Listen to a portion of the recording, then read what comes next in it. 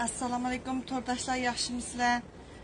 Bizni qo'llayotgan erkak qirg'inchiligi burun qo'llamagan bo'lsa-mu, hozir qo'llayotgan insonlar xeyli jiq bo'lib qoldi. Anadagi taraf-tarafdan do'stlar har xil ovozlarni ivatadi. Uyg'urni qo'llab, erkak qirg'inchilik uchirgan millat zimin da'vosi qiladi. Bizning bir kichik bir qizimiz, Bosniyalik Maya qiz o'zining ovozini chiqib ivatibdi. Anlab bugünkü faaliyetimle ayaklaştırma. Mein Name ist Maya.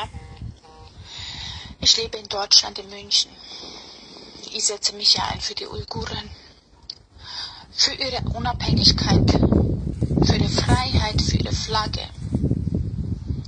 Uiguren werden unterdrückt, versklavt, ermordet, unterdrückt. Völkermord. Völkermord verletzt elementare Menschenrechte. Dazu zählen unter anderem das Recht auf Leben, Freiheit, Sicherheit, Schutz vor Diskriminierung.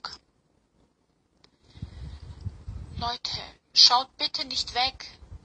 Das ist eine Kleinigkeit, sich einzusetzen. Hilft ihnen für ihre Unabhängigkeit, für ihre Flagge. Uiguren müssen unabhängig werden. Nicht nächstes Jahr, in ein paar Monaten, sofort. Danke. O'ylab beqinglar, bularning majburiyati emas bizni qo'llash, lekin insoniy burchimiz deb turib, har xil ovozlar chiqyotidi. Shuni o'zimni so'zlamay, boshqa do'stlarning ovozini bu yerda qo'yib o'tishni to'g'ri ko'rdim. Rahmat sizlarga.